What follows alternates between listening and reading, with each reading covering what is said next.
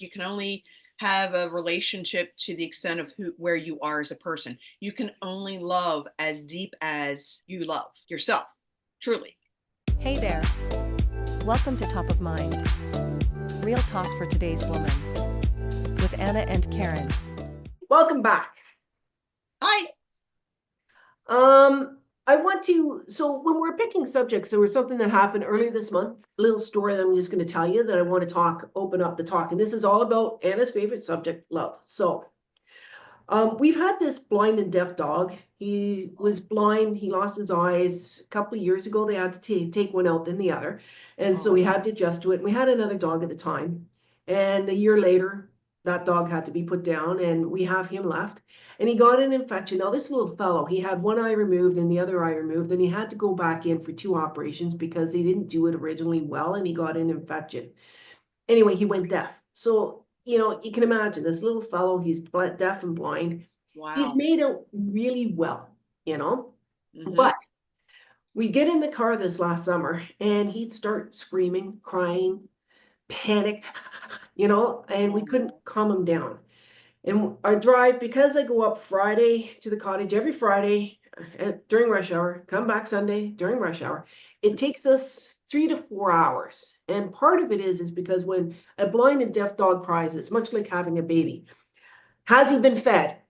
Does he need to be burped? Does he need to go pee? Like, what is it? There's usually a reason. So we have to stop. There's all this panic because I'm in the passing lane when he decides and he needs to go pee and trying to get off, find a place. So it's really stressful. So, a 3-hour drive turns into 4 and sometimes 4.5 with all these stops. So one of the solutions was I told Sue to sit in the back seat. And the problem is our presence wasn't comforting him. Huh. So to make this long story longer, no, basically he drove us nuts. It was so stressful driving up and down. We tried meds. We tried, the over-the-counter ones, and we had to go to the veterinarian for stronger ones to try and train him in that. Just freaking chaos. I'm in the front stressed because he's screaming at the back. And, it's a lot there and back. Oh, yeah. So around September, October, because we keep it open, we close it in October. I started calling him the Parasite.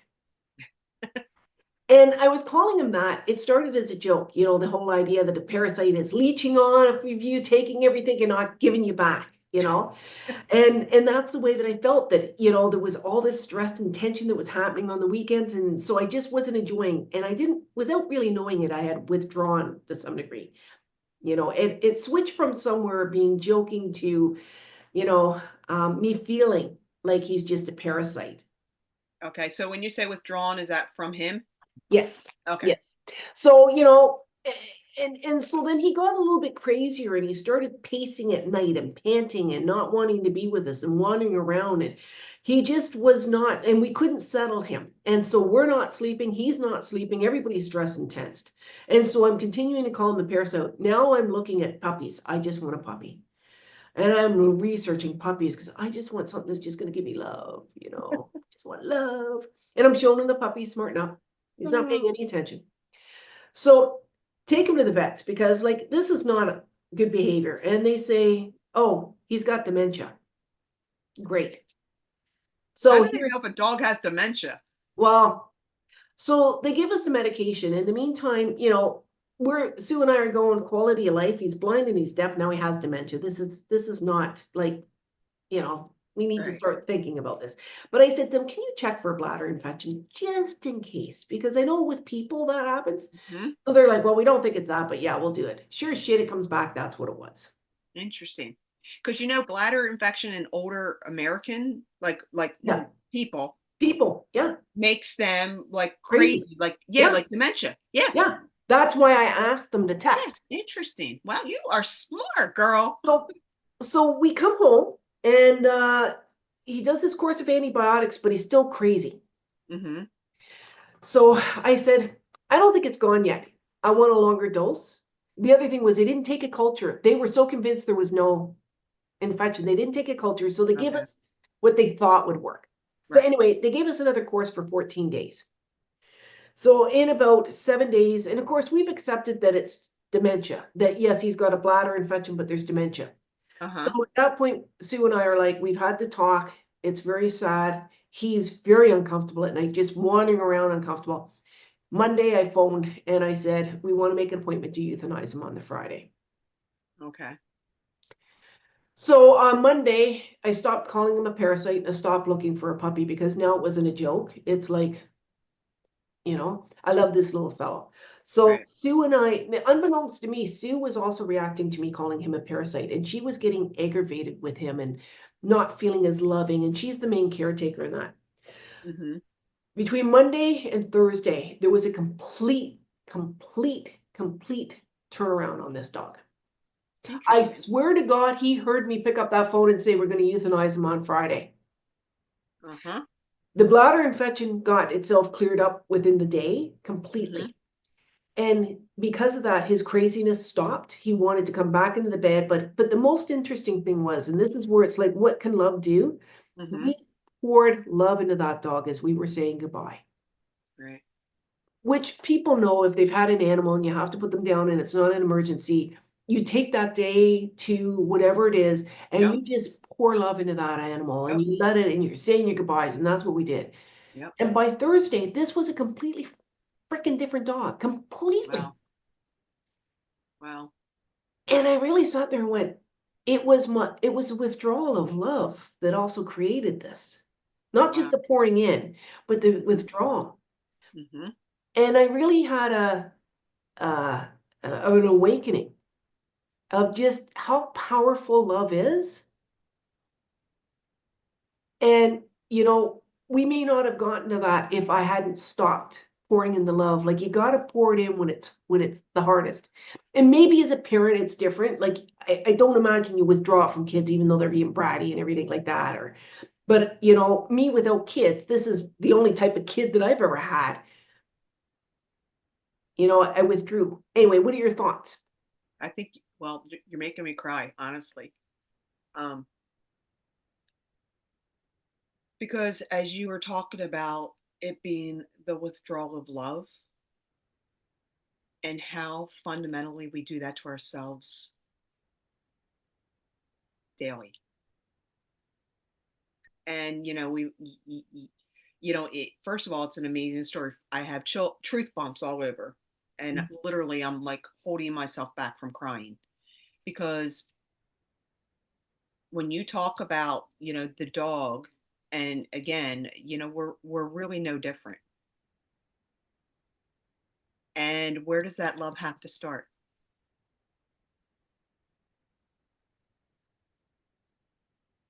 So, um, You need to I can see him in the reflection. Hi, Jim. like, sorry, yeah, sorry for that brief interruption.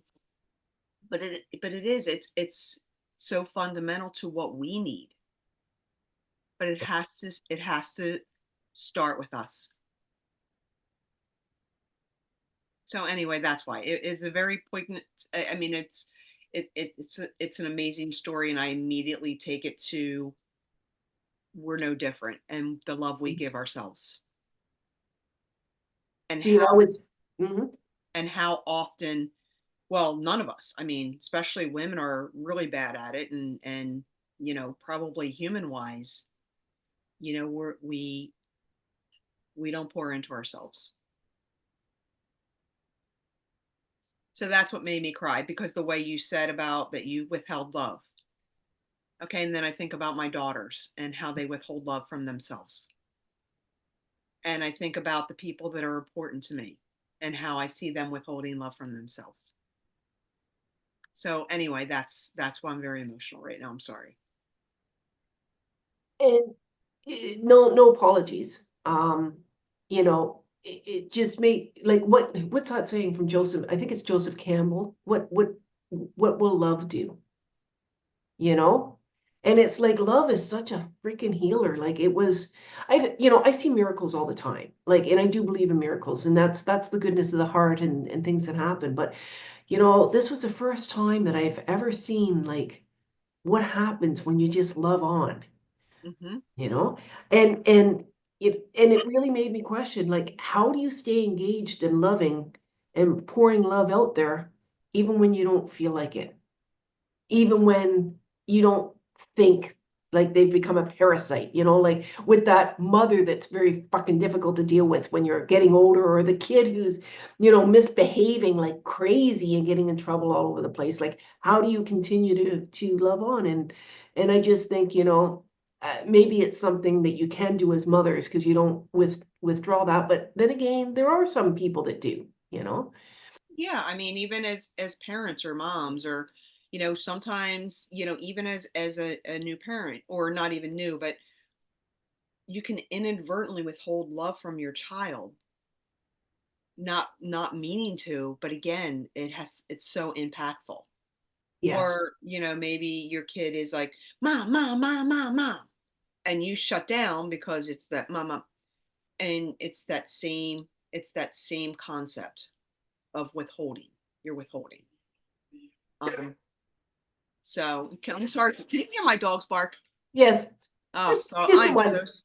I'm so sorry. Um, Hey, it's raw, it's real, it's it is, unedited. it is. I'm so sorry. But that's the whole point. I mean, truly. And again, I go back to, because we are born in love, Yep. and we love, we're born to love unconditionally. Like, our love doesn't know boundaries. Our love doesn't know um, conditioning, or all types of things. Um, but yet we develop into that. Now here's a question. And for me, it's about the healing power of love and Hmm. what it can do. It's like, um, you mentioned unconditional love. Do you think that that is something that we can achieve? I believe it's something, again, we're born with, and we have layers that we put on top of it. Like we talk about being one mind, and God, and that was weird, sorry. Um and being one consciousness. But yet, when we go back, even say, to Christianity, and about God and how loving and God is, and but the modern Christianity is built with judgment. So I believe, like, that love is innate to us, Mhm. but I believe we got all kinds of bullshit on top of it. I do believe that unconditional love is an idea that we go towards, but I think like yourself, it's kind of like it's just an idea. It's not something we can truly go to because there's an ego, there's a self that's separate from. Right? Or let's put it this way. It's something we can't go back to, because, make Okay. no mistake, we are born that way. I mean, think about, again, a child who is a blank slate. Okay, think about a child who will go up to someone. And again, I'm sorry, this is like really hard now. I don't want to get into the politics of it. Let's say that there is somebody who is, transgender. Okay, a child will go up to them with no judgment, just love. Or Yeah. maybe it's somebody, an African American. That Mhm. child doesn't know, or doesn't see that person beyond, through the lens of love, but yet we condition that away. So yes, I understand that, like, maybe we can't go there. You say go there, I say go back there. Right. Yes. Yes. Yes. So I mean, and you're absolutely right. I mean, love is transformative. It is. And what's your dog's name? Spencer. Spencer. And see, Spencer, just look at the change that you brought, and look at the change. It's powerful, Karen. I mean, How it's it is. just, it's amazing. I mean, that was a great story, because that is so true. I mean, it just breaks it down at the most fundamental level. And again, I'm going to say that it's got to start with us. You go first. Yeah, like yeah, again, we've been conditioned out of loving ourselves. And you've heard it, and I've heard it, like, you can only have a relationship to the extent of where you are as a person. You can only love as deep as you love Yeah. yourself, truly. Yeah. Um, and I think that's just powerful shit, man. I really Abs do. yes. Yes. So I would like to know, or if, people out there, do you have any stories of how love was transformative for you? You know, I'd love to hear it. Please share it down below. Mhm. I'm not sure what we're going to discuss next, so we won't do an intro for that. We got to figure Not that yet. out the next couple of seconds. And So, sorry for the dog barking, but you know, that's wrong. This is my life. Got my so, husband coming in. you know, thank you for joining us. I am Karen Vale, your confidence and mindset coach, and I am here with. I am Anna Jennings, your midlife mentor, and I'm I still feel emotional. I'm sorry. Yeah, you look it. Yes. I mean, Okay. yeah. Okay. See Thank you you.